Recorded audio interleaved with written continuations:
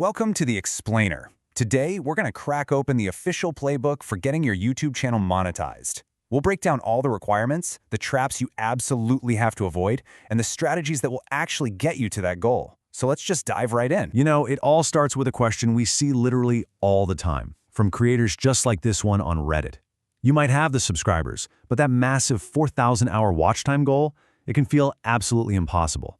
So how are people really doing? Okay, think of this like a mountain you're about to climb. As of the latest updates, there are two key base camps. You can get early access with just 500 subscribers, and that unlocks things like fan funding.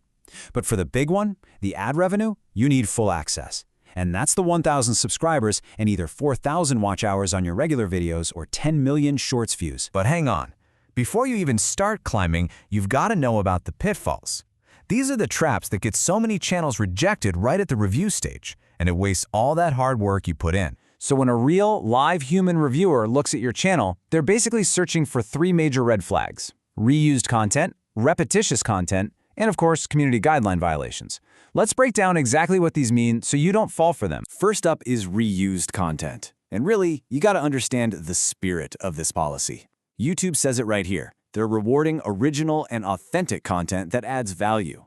The whole point is to check if you've meaningfully transformed any material you use, not just copied and pasted it. So what does that actually look like? Well, it means you can't just compile a bunch of clips from other sources without adding your own significant commentary or edits. We're talking movie clips, TV shows, even just reposting viral memes. If you didn't add real, unique value, it's going to be a no-go. Okay, trap number 2 is repetitious content.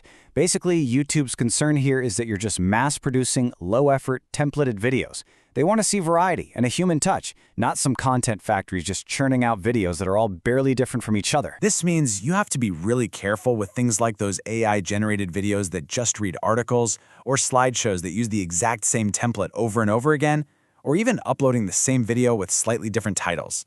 Authenticity and originality, that's what they're paying for. And finally, we get to the most serious trap of all: community guideline violations.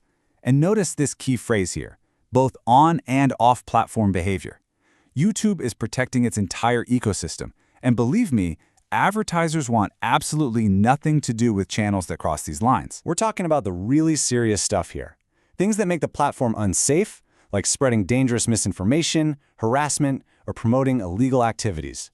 Just one video that violates these policies can get your whole channel demonetized or even completely terminated. It's not worth it. Okay, deep breath. You know the traps to avoid. Now let's focus on the climb itself.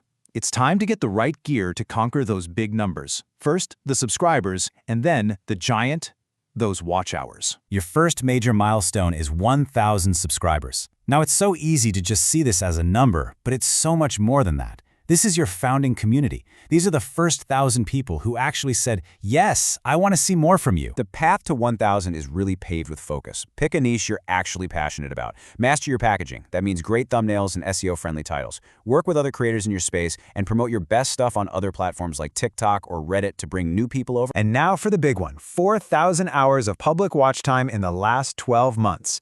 This is where most creators get stuck, because it's a measure of not just if people click on your video, but if they stay. So how in the world do you conquer it? Well, check out this piece of absolute gold from a creator on Reddit. They suggest focusing on evergreen, search-based content, like tutorials. These are the kinds of videos people actively look for and watch for months, even years, and they rack up those precious hours for you. And it's not just tutorials. Live streams are a massive accelerator. Every single minute a viewer watches you live counts. You should create playlists that encourage people to binge watch, tell compelling stories that hook people to the very end, and use those end screens to create a whole viewing session, not just a single view. So you've got the numbers. You can see the summit. You're at the final ascent. But before you go and hit that apply button, you need to do a final audit of your whole channel to make sure you pass the official content review. See, the reviewers look beyond just those three big traps. They're checking for things like consistency in your content, decent audio and video quality, and signs that you're actually building a real community by engaging with your audience. Don't let these smaller mistakes trip you up right at the finish line. The application itself, honestly, it's pretty straightforward. Once you hit the numbers, you'll get a prompt right there in your YouTube studio. You sign the terms, you connect a Google AdSense account so they can pay you, and then your channel officially enters the review queue. And this right here, This is a huge deal for creators. It's a recent change that's so important.